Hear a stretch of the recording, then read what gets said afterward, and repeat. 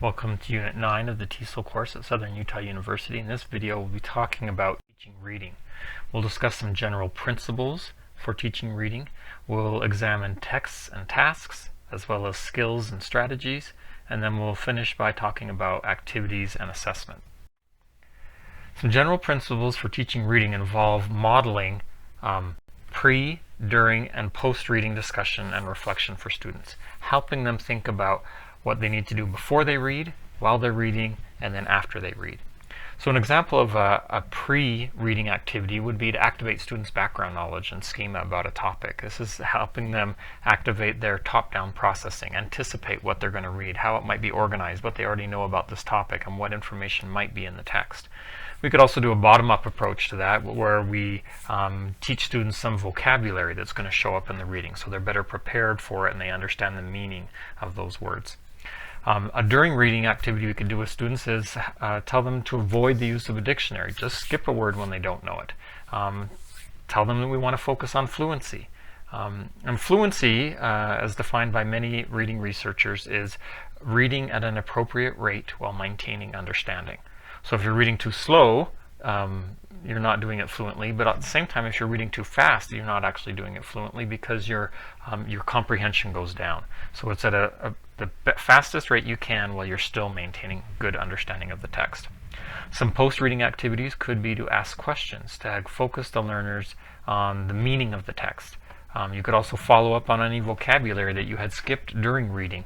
Teach them how to use a dictionary to go and better understand those words so they'll be prepared in a future text for those kinds of words.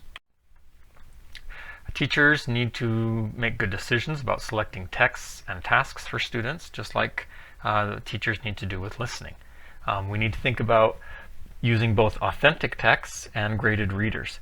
So the goal of a graded reader is to improve comprehensible input. Some readers are not yet prepared for an authentic text, and so we choose a text where the grammar and vocabulary has been simplified. Maybe the topic is more approachable for readers at certain reading levels. And the goal is to move students towards authentic text, but graded readers can be a great way to build their confidence and their skills to get them there. We always need to think about matching the text to the task at the student's level and student interest, and thinking about which tasks, which texts are going to be useful for the classroom and the goals. We should use a variety of text types and genres, not just books or magazines and newspapers or websites. We can also think about the fact that reading involves looking at maps and charts, graphs and comic strips. Those are all forms of reading. Reading skills and strategies are important. There's lots of them, but let's talk about some that are often discussed by leading researchers. One of them is to scan. To scan means to search quickly through a text and identify a specific word or phrase so that you can stop and read more about that topic wherever it is within the text. To skim means to read the whole text very quickly. And when we do this, we don't read every word. We read usually the title and headings. We might look at images. We might read the first sentence of every paragraph. That's skimming. The goal there is to get the main idea. We can also teach students how to predict. Make predictions about what might be in the text, what might come next in the text. This helps students stay focused as they're reading, and it helps them activate those top-down processing. Helps students identify the main idea. We can teach students that in essays, for instance, main idea is usually found in a thesis statement, which is near the end of the introduction. It's often then repeated in the conclusion. So helping students practice this skill with different kinds of text where main idea may show up in different places or in different forms. Also helping students identify specific details. And again, this may involve teaching students to go back and do some scanning. Also teaching students how to evaluate the information in what they read. Distinguish fact from opinion. Distinguish literal meaning from metaphorical meanings. These can help students be more informed and better readers. We can also help students determine an author's purpose. What's the goal? What's the author's attitude towards the topic? Also helping students to synthesize information from sources and bringing that information and making new meaning from that combined information. Also helping students understand how to use and recognize discourse markers. So a discourse marker is a word or phrase that signals relationships between ideas or the organization of a text. For example, words like therefore, because, or markers like first, next, then. That can all help students better understand a text and stay focused as they read through a text. As we teach these strategies and skills, we need to especially help students understand how to use compensation and metacognitive strategies. The goal here is to help them monitor their reading as they're going through. Are they understanding? And if they're not understanding, what can they do to adjust their reading so that they're going to get the meaning? They should be constantly evaluating their reading ability. Am I doing well? Where do I need to improve? Am I reaching my goals for speed? Am I reaching my goals for time? Do I need to improve my vocabulary more? Do I need to read in a location because this location isn't working for me? Also teaching students how to infer and guess, especially when they're having a breakdown in communication with the text. Make some guesses about what you think this means or what's going to happen next. As we talked about before with listening skills, we can think of strategies and skills on a continuum. A strategy requires more conscious effort to use that skill to accomplish a task, whereas over time, the more we do it, it becomes more automatic, and we can then think of it as a skill. It requires less conscious effort. So our goal is to help students practice strategies enough so that those can become skills and it becomes part of their reading repertoire or their tool set that they automatically use.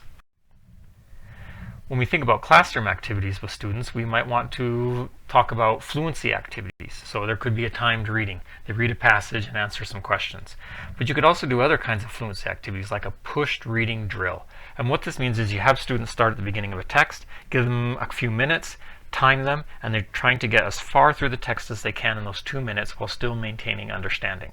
At the end of 2 minutes, stop them, have them make a mark at whatever word or sentence they got to, have them go back to the beginning, give them 2 minutes again, and again they're trying to push themselves to go further, add more sentences, add more paragraphs before they stop with the timer. And they can keep doing that a few times. And the goal here is they're seeing that they can read something more quickly than they would maybe on the first try, and that multiple readings they can actually understand better than one really slow, long reading. You could also do an activity where students listen and read. So maybe they have an audio book or a recording, and they put the speed of that recording at their reading goal, and then they follow along with the recording. And the goal here is that it's training them to let their eyes move more quickly over the words than they would on their own. We could also do some comprehension activities. We could have comprehension questions. We could teach students how to make concept maps to show relationships between ideas in the text.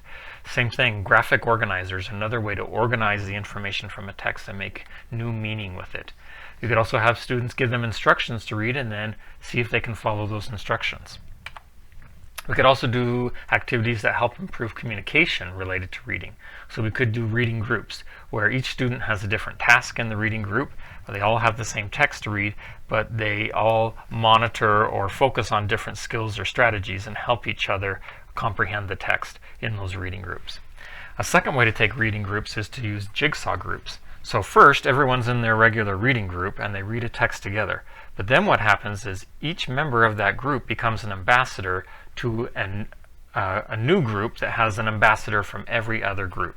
And they all read a different text, but now when they get together, they teach each other what they learned from their group.